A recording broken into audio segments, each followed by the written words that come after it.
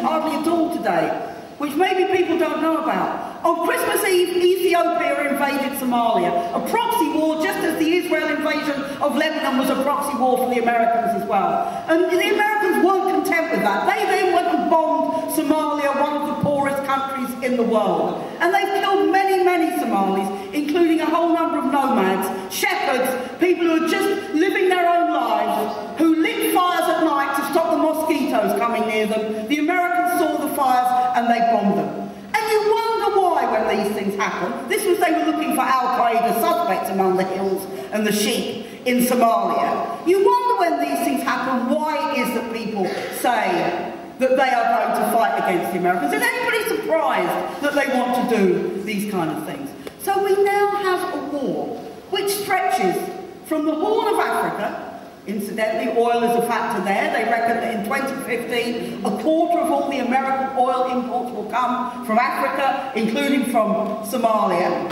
It stretches from the Horn of Africa right through to Afghanistan, and it's pretty much joined up. You know, they haven't yet attacked Iran, although, as some of the speakers have said earlier, they're already trying to do inside Iran, with the ethnic minorities inside Iran, what they have been doing in Iran, in the most destructive and horrible way. And we have to redouble our efforts to fight against these wars. And this is the point, I think, of the conference today. Not just that I think we've all had a great day, not just that we've learned things and we've met people and we've done things that perhaps we wouldn't have thought of without coming here today, to come together, all the different people from the different backgrounds, the different age groups, all the things that we see here today, this fantastically successful event. But we have to work even harder. These people do not listen to reason. They do not listen to humanitarian arguments. They say these are humanitarian interventions. They're exactly the opposite of humanitarian. They've led to more deaths. They've led to more destruction. More people killed, civilians killed in Iraq since this invasion than were killed in the bombing in Britain through the whole of the Second World War. Now that is quite an achievement when you think about it. So we have to keep fighting. And you know, one of the big weapon we have on our side is that we are the many and they are the few. We are the majority.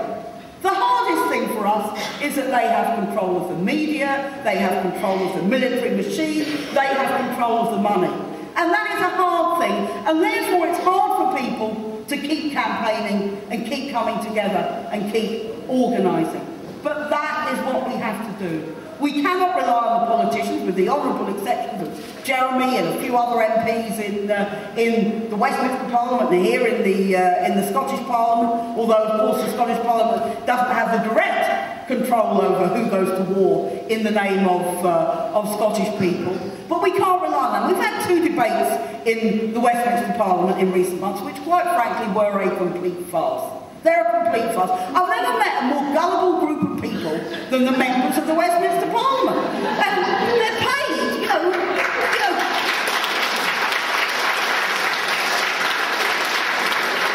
They're paid huge sums of money, but they're completely taken in by any old dossier or any old statement from Margaret Beckett or any old thing. Oh yes, you're really the Iraqis want us to stay there and we're only staying to do the job. And, you know, they're not doing a job there. They're occupying a country.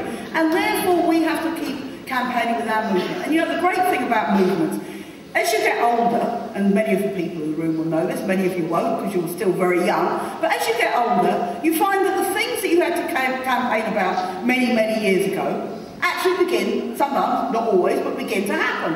So I can remember when Nelson Mandela was locked up for many, many years in Robben Island. I can remember when Margaret Thatcher called him a terrorist. Now, who's got a higher standing on the political stage now, Nelson Mandela or Margaret Thatcher? Really no contest, is there?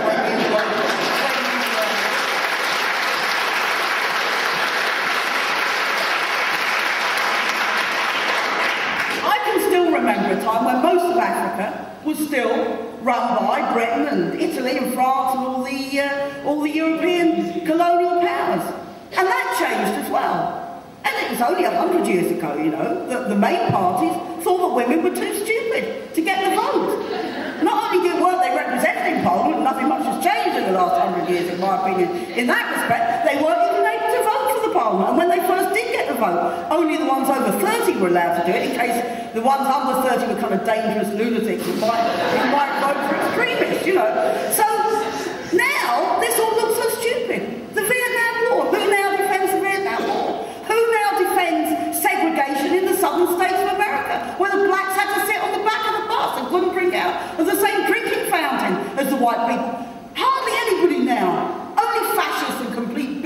would now defend that kind of thing. But people had to fight and had to march and had to organise and had to have meetings and had to keep doing it and had to fail and come back and do it again. And that is what our movement is in the tradition of. That is why the 24th of February is so important, both here in Glasgow and in London, where we've got demonstrations. That is why the anniversary of the war is so important. That is why we cannot allow them to defeat us. When people say to you, what's the point of marching?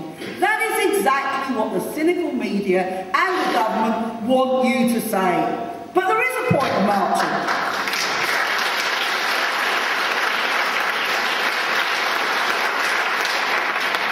Actually, 3 points in marching, and I'll end on this. Firstly, it helps us. We get together and that makes you feel better because you're not on your own shouting at the telly, but there's hundreds or thousands or tens of thousands who are there together with banners and whistles and all the other things that people do, who can really feel they're coming together and they can make a difference. Secondly, the government know about it. Never believe the figures that they give, you know. The police, I don't know if they do it up here, but in London, the police issued a figure before the demos even started. So you have a demo starting at 11 o'clock and they say, and the BBC come up and say, it's 12 o'clock, and they say the police are estimating 1,000 people. So you say, yeah, of course there's only 1,000 people. These are the people setting up stalls and the stewards. The people haven't arrived yet. But that goes out on the 1 o'clock news, and that's treated as gospel, and then the police, you know, raise their figures by another few thousand, you know, and then we say, oh no, it was 6 times that many, and, you know, this goes on. We know the figures the government get are not the police figures. They get their own figures. In fact, sometimes the police say to us, well, like on the Lebanon demo and someone, well, I think we're going to tell the government this is actually bigger than the police figure, one of them said to us. So that tells you, the police figure is a kind of, you know, it's a wish list, it's not really an accurate scientific thing.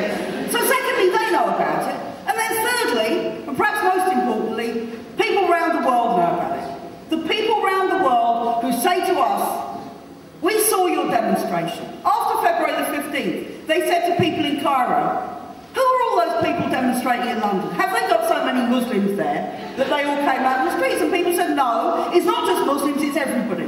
That's why, because we don't want people to think that in Britain, we say quite rightly, America isn't George Bush and isn't the American government. We are saying to people every time we demonstrate, Britain isn't Tony Blair and the British government. That's why it's important to keep marching, and that's why it's important to keep organising.